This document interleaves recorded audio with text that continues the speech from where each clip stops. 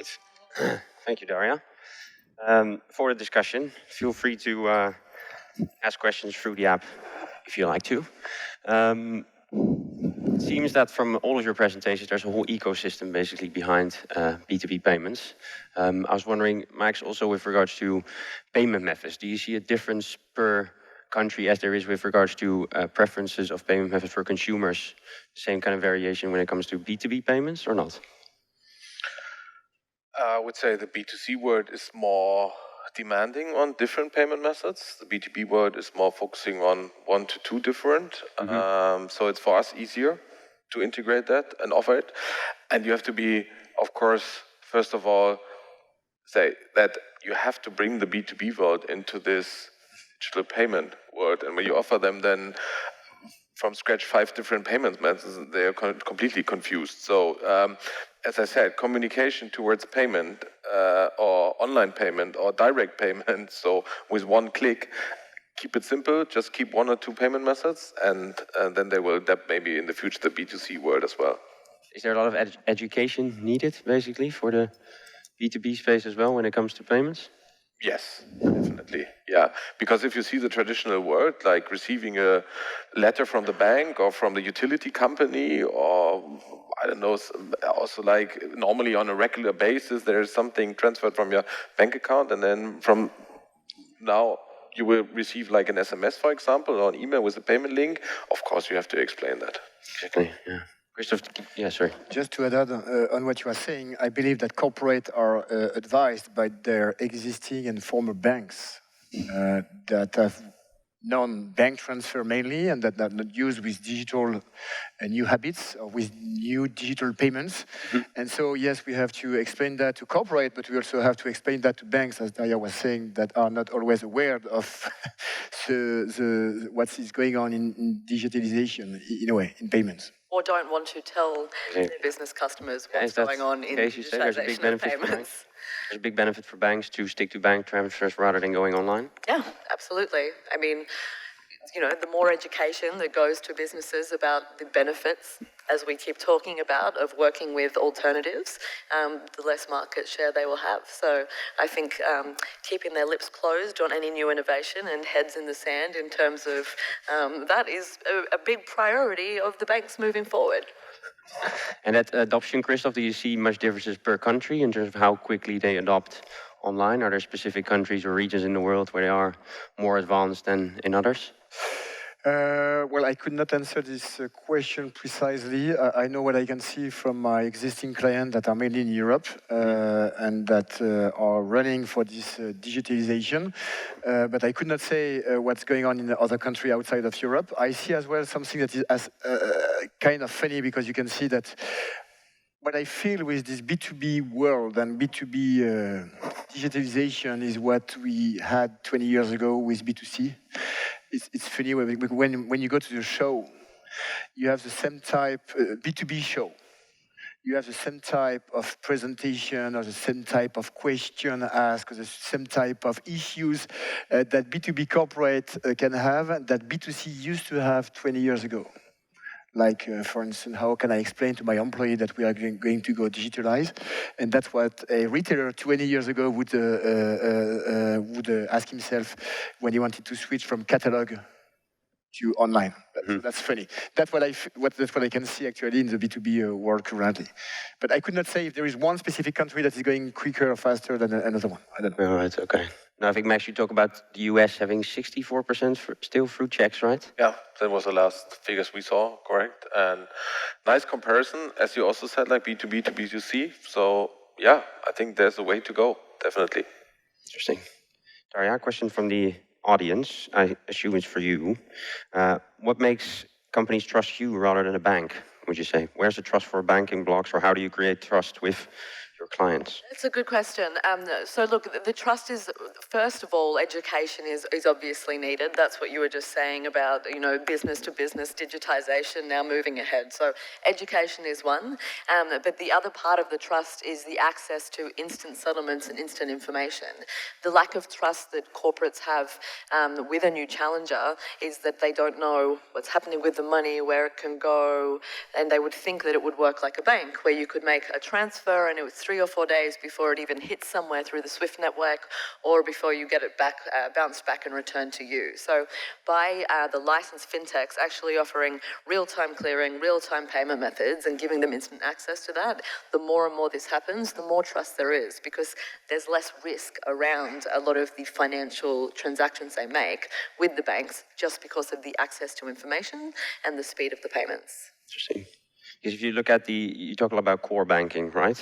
My minimalist knowledge of core banking when it comes to banks is that it's quite the investment. Yeah. If you want to revamp your core banking.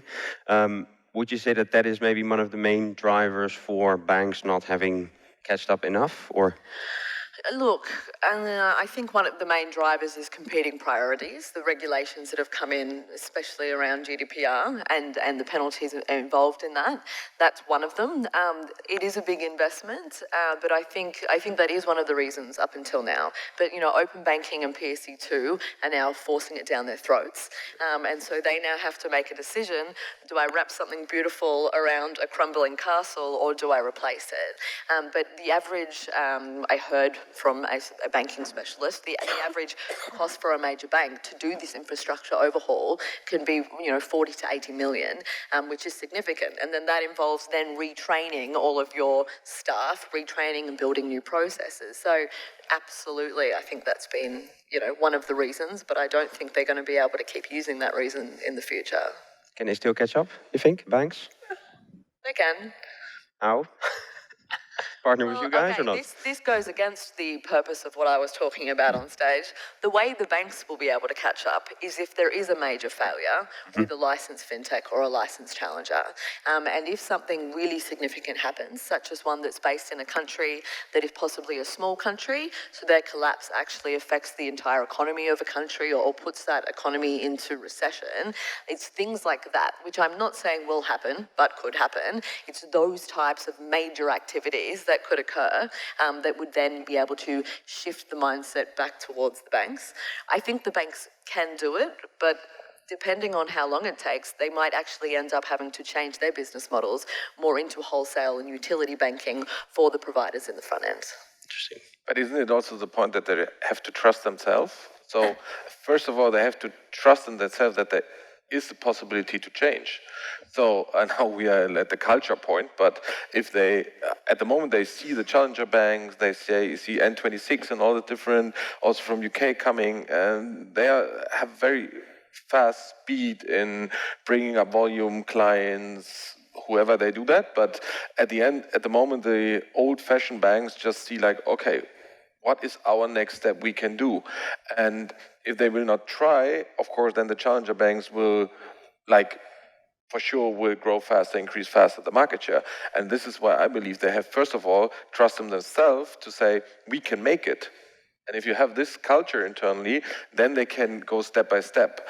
If they then trust the fintech, it's okay, because, and I'm sure they will do, because it belongs to the part that they trust in themselves, that they can work with fintechs. At the moment, what we see when we talk to banks and we talk to big players here in Germany, for example, they say, not the right time, maybe, we have to talk.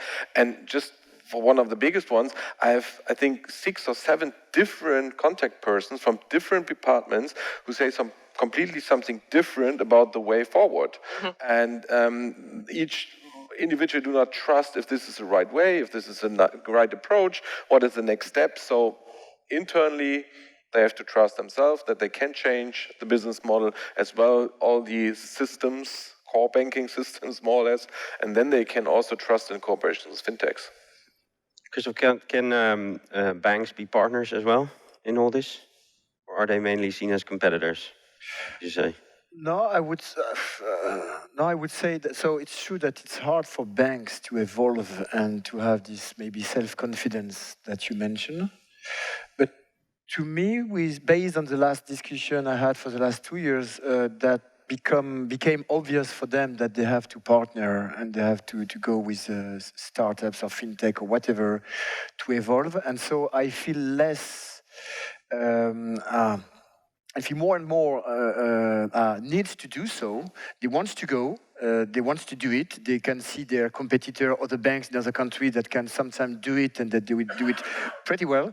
So I can see that there is a lot of willing to go and work with fintech, definitely. It's just that it takes time because there are complex organizations that they have to align with that. And that's not what I would have said 4 years ago, because 4 or 5 years ago, I could have answered this question by saying that, yeah, fintech would be competitor to banks, but I think that it would be completely old-fashioned for banks to say that now. I mean, I've not heard one bank coming on the stage for the last 2 days that have said, oh, no, I'm completely against fintech and I don't want to collaborate. That's completely old-fashioned. That's. I was listening to a banking futurist economist podcast, because I'm a whale of fun, and one of the really interesting things they said was that banks traditionally, at the start of the fintech revolution, they themselves were trying to be the investors in the fintech. So they invest in the fintech gets market share, it's their market share, it's their fintech. But now there's actually possibly going to be a change in the future, which is very interesting, because, and this is also more in the B2C world, but it does apply to B2B. And what they've said is, you've got all of these VC-backed fintechs who are out in the market, who are giving their products away for free, and that's why they're able to take them from, the major banks. So if you look at a lot of the new age mobile banking consumer applications, of course everybody's signing up. It's literally free for everything. However, these business models don't make money, and they only make money if after you've captured the audience, you then start putting added value, added cost services in, like insurance, et cetera, So banks are now actually trying to not invest in those ones because they're looking and waiting for that VC funding to run out, for the customers to no longer be able to get the services for free, for those fintechs to almost be in a position where they collapse because you can't keep giving things for free, so they can then swoop in, save the day, pick them up, and take all the customers back. And it wasn't their investment in the fintech that caused the issue. So I thought that was a very interesting, very depressing take on the future of the market. You agree with it? Oh, sorry. And I think that we have to remember as well that behind every fintech, when there is flow of payment, there is always a bank behind. I mean, there remains a key component somewhere, somewhat, from every flow of payment that we as fintech manage. There is always, most of the time, I would say, there is a bank behind. So. Speaking of B2C payments as well, Christophe, what do you see? Do you see that B2B payments is more complex than B2C payments? I see that more. I mean, when I said that online payments in B2B is a mix of two types of payment, those two payments, bank transfer and electronic payment, are not complex by themselves. They have been existing for years. It's just that no one is really able to mix both of them.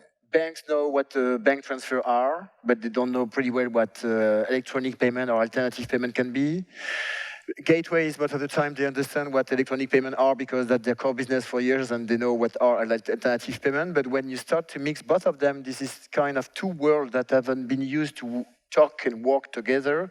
And so I believe that's what makes it more difficult for corporate, because they are looking for some player that can offer both of them, and they all have different pitches. Banks say that they do international payment, but they don't include that. And PSP say that, yeah, we do electronic payment everywhere in the world, but they don't know what is bank transfer, in a way. It's a bit, I sum up a bit quickly, but that's what is happening right now. Right. Is it also is the ecosystem behind it, would you say, because in my opinion, electronic payments, B2C, is quite complex. By the looks of these presentations and my knowledge of B2B, also quite complex. Is it easy can you compare the two, or are they completely two worlds? Oh, yeah. I think they're more complex almost. I mean, there's more consumer regulation to protect consumers, okay, when it comes to B2C payments. So although they are complex, they're also very low risk from a consumer point of view. And a lot of those regulations don't exist in the business-to-business world. So there is more risk and complexity around that. There is a much more, the transaction and ticket sizes of business payments are infinitely higher than business B2C payments as well. So there's more risk on that side. And because businesses are working with multiple suppliers with delayed fulfillment and all of these areas as well, it also adds complexity. And that's more from a business model side of things things, but it comes down to the payments as well. As we've all been talking about, that, you know, they're using traditional areas, traditional banks to do this, and that's not giving them benefits. And it is a complex activity for them to be educated, to learn, and to be able to move across to other alternative E-type of payments. And it's probably also more complex to change the behavior of an individual consumer as opposed to a large corporate. Depending on the age group of that consumer. I think if you've got a millennial, they'll change their underpants 4 times a day if they'll get some kind of loyalty reward for it. So I think changing the activities of individual consumers in certain age groups is a lot harder. But as Christoph was saying, with businesses it's quite difficult because they're getting advice from people who are very, you know, not open to a competitive market, or because, you know, the C-levels, the CFOs, the people who make those decisions aren't millennials themselves. They're not as trusting of open technology. So it actually does make it harder for them to be able to confidently make a change in how they're going to do payments, take that to a board level, and get that across the line as well.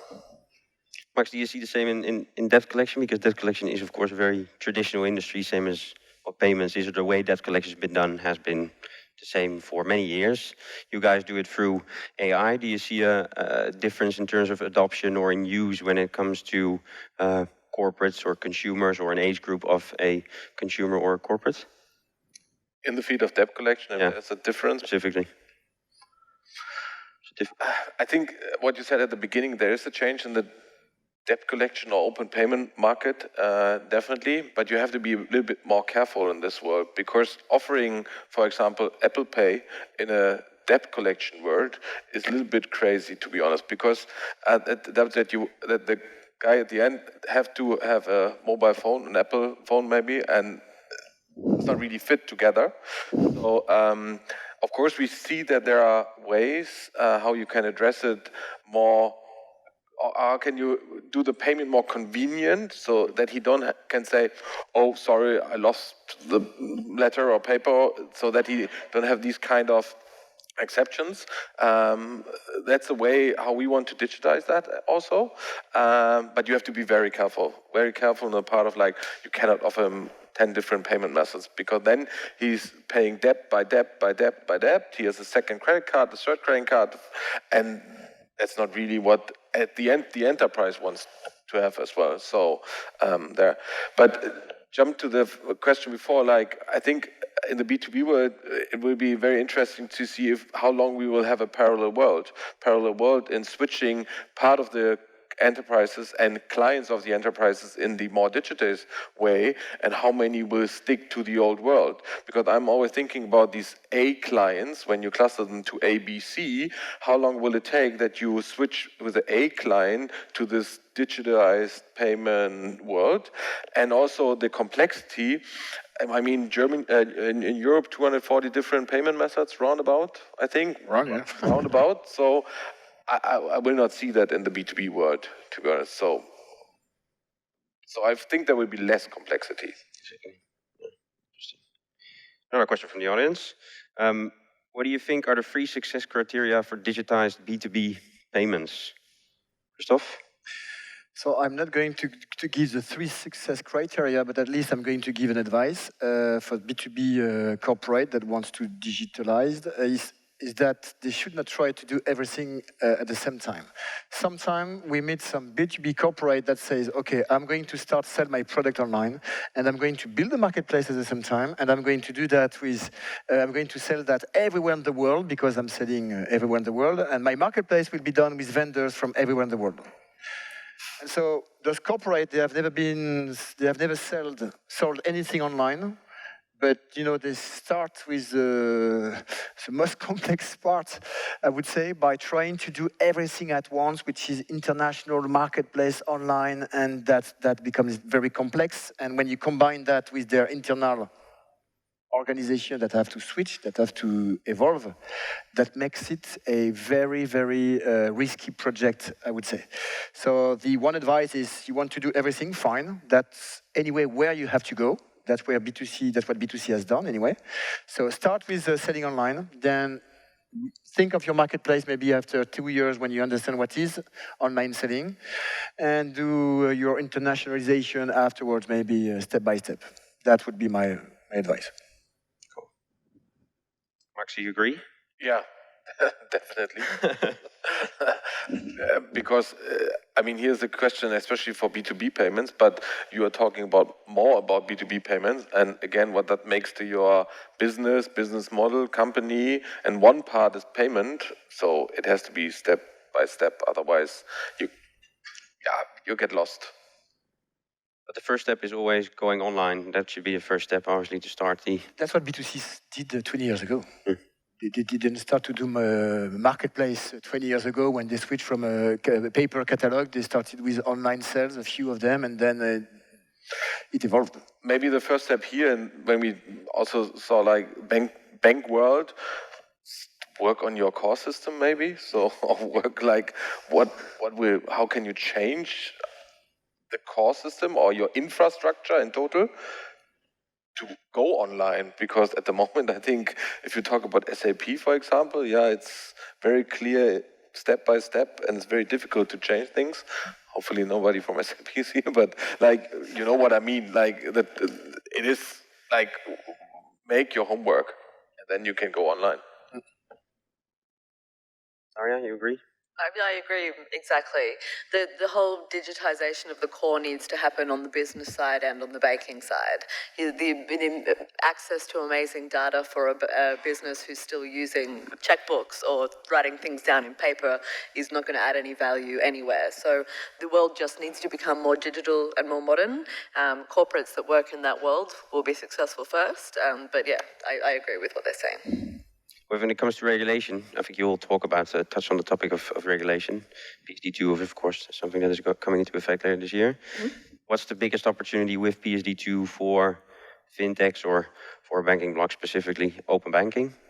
Absolutely. I mean, being able to integrate and offer AISP and PISP services, giving businesses and consumers access to data and information, faster payments, being able to move outside of Visa, MasterCard, traditional scheme networks, that there are so many infinite benefits for them. And that's for reduced risk and for many reasons. If you have businesses, I mean, I see it more on the B2C side, myself personally, because we really offer our products to fintechs and businesses to then go and access the consumers. But yeah, there's infinite number of benefits. Does it enable you to be successful? It does enable us to be successful because we have a modern core banking technology platform. And because of that, it means that unlike the banks, we're actually going to be more ready and more available for this huge number of PISPs and AISPs who are going into the market. And they're not actually going to have that many options. They have to choose somebody to integrate to who is compliant and who's ready for it. So there's a huge benefit on that side. For banking blocks, absolutely. Max, do you feel the same with regards to PSD2? Again? Do you feel the same with regards to PSD2, the opportunities that it creates for a Collect AI specifically maybe, or for the industry as a whole? But I think for Collect AI is maybe more relevant, otherwise it's going to be more generalists. But do you feel that the PSD2 regulation is bringing a lot of opportunity for you guys to be successful? Yes, but again, of course, there has to be the regulation, but again, it's a regulation. So that, of course, bring, again, the topic, we have to work on the regulation, there will be new regulation, there will be next regulation, there will be regulations after regulations. Of course, we need all of them, and of course, most of them are also relevant for the market, but we have to be careful that we are not ever regulating the market at the end. And this is, again, then this topic of speed for old companies like they first work on one regulation to set it up, also GDPR, how long that took to change all these topics in the infrastructure, in the framework of the company. And when I talk to the companies or clients today, we lost the first 5 months of this year, or 2018, because everybody was involved in GDPR. So, and if you have then the next regulation, I think this is a little bit like where we have to be careful. Chris, anything to add?